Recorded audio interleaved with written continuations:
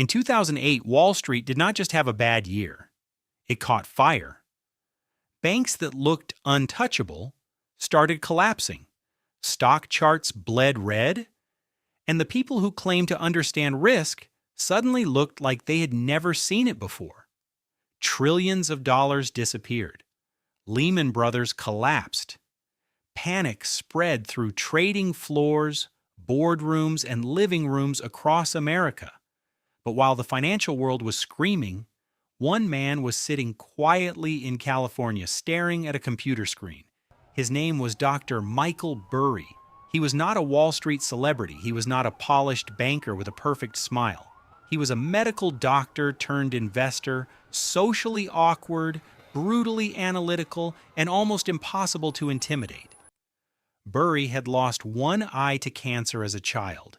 He later recognized Asperger's traits in himself, and social contact never came naturally. But the same mind that struggled with small talk could sit for hours reading the documents everyone else ignored. And that detail matters, because the greatest trade in Wall Street history did not begin with a secret meeting.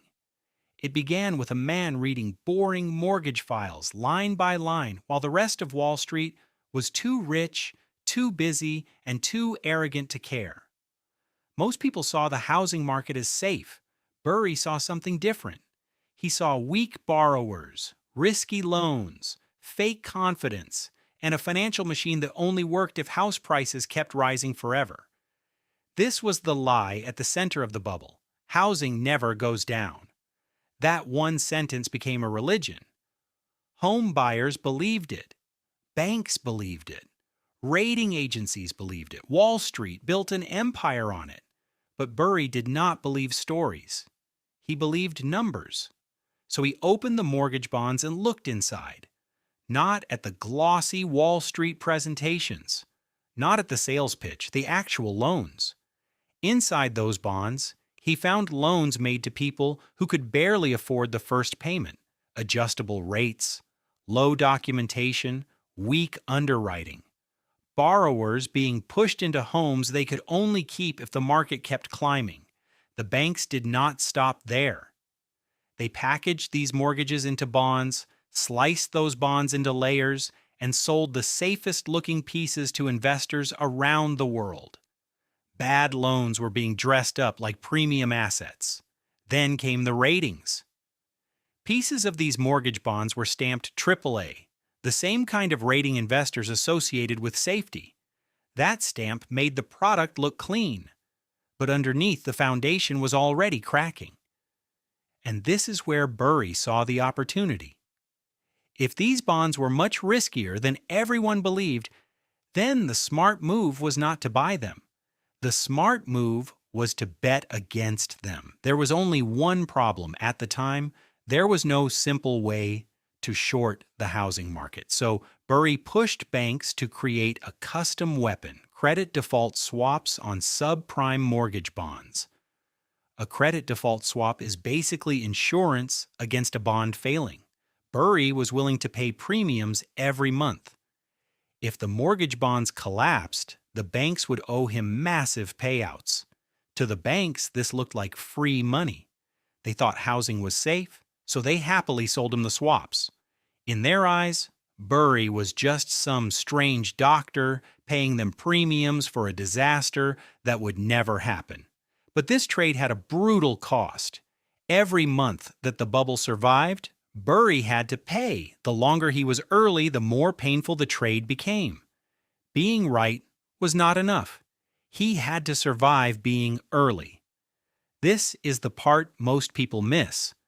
A good idea can still destroy you if the timing is wrong. Burry was not just betting against housing. He was betting against time, pressure, clients, banks, and the entire social consensus.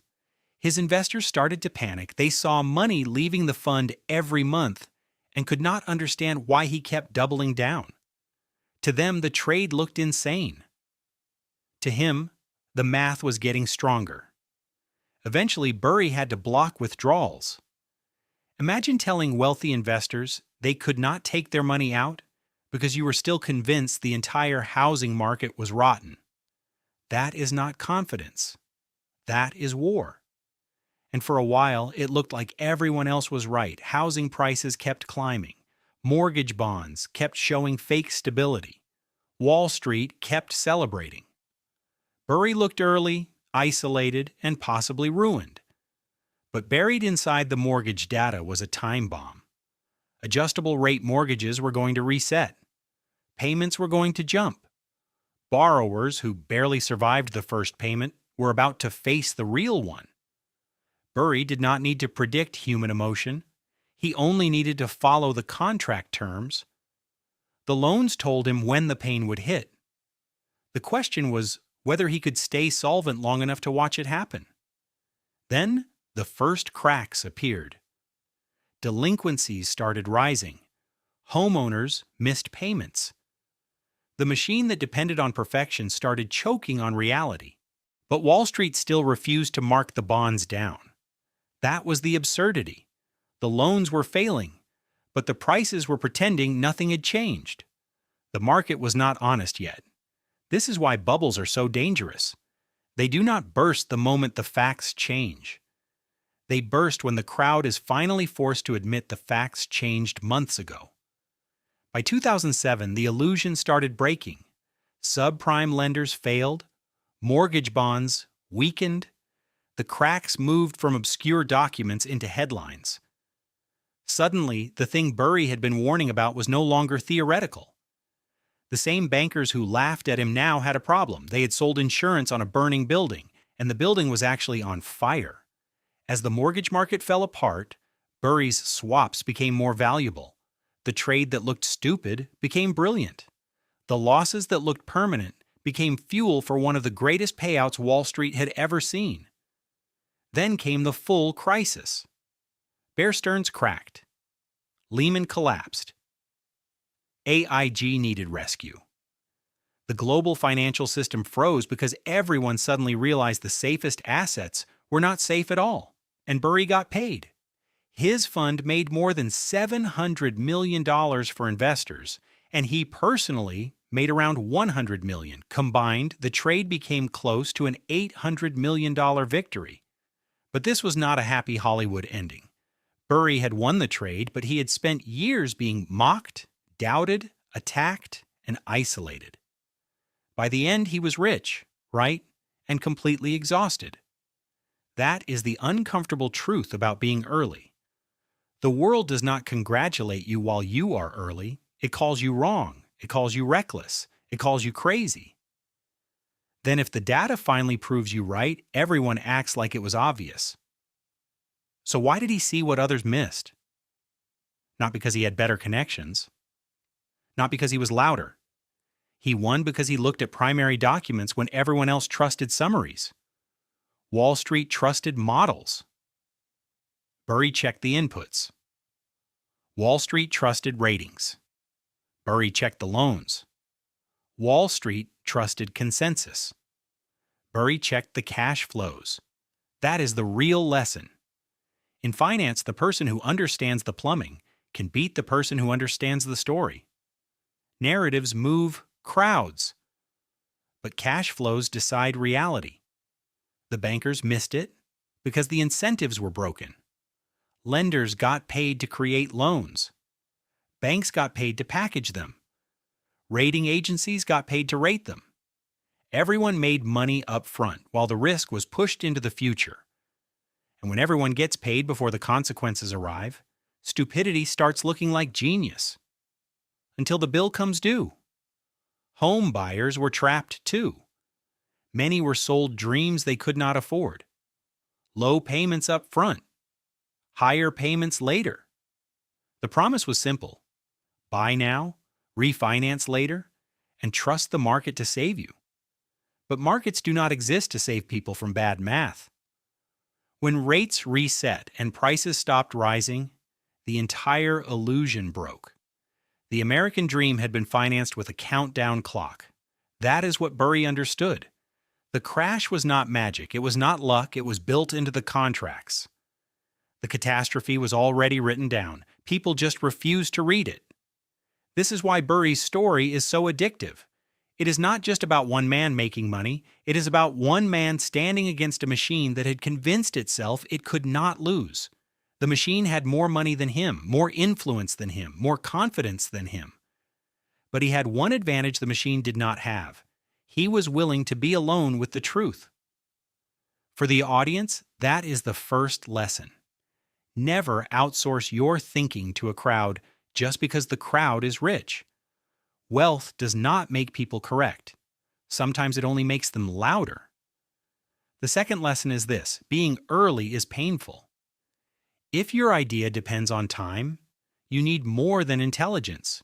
You need liquidity, patience, and the emotional ability to look wrong without quitting. The third lesson is that incentives matter. When everybody in a system gets paid for creating risk, the system will create more risk, and it will keep doing it until something breaks. And the fourth lesson is the most important. Do not confuse complexity with safety. Sometimes complexity is just a curtain. Behind it may be something very simple, very fragile, and very dangerous. Michael Burry did not win because he was optimistic. He did not win because he was charismatic. He won because he was willing to ask the question nobody wanted answered. What if the foundation is rotten? That question made him hated before it made him famous. But that is the price of seeing a bubble early. First they laugh, then they fight you, then they pretend they knew it all along. So when people call this the greatest trade in Wall Street history, the money is only part of the story. The real story is discipline, isolation, research, pressure, and the terrifying power of simple math in a room full of expensive opinions. Because in the end, Burry was not crazy. The system was. He was just the one person stubborn enough to read the fine print before the entire world was forced to read the headline. So the next time everyone tells you something is impossible, safe, guaranteed, or too big to fail, ask one question before you believe them. Where is the math? Because stories can make people comfortable. Charts can make people confident.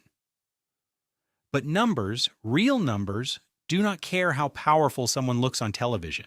Eventually, reality collects. Michael Burry understood that before almost everyone else. And that is why one quiet doctor in a dark office saw the crash coming while Wall Street was still celebrating the bubble. What do you think? Was Michael Burry a genius, a lucky contrarian, or just the only person willing to look at the numbers nobody else wanted to read? Drop your thoughts in the comments, hit subscribe, and I will see you in the next one.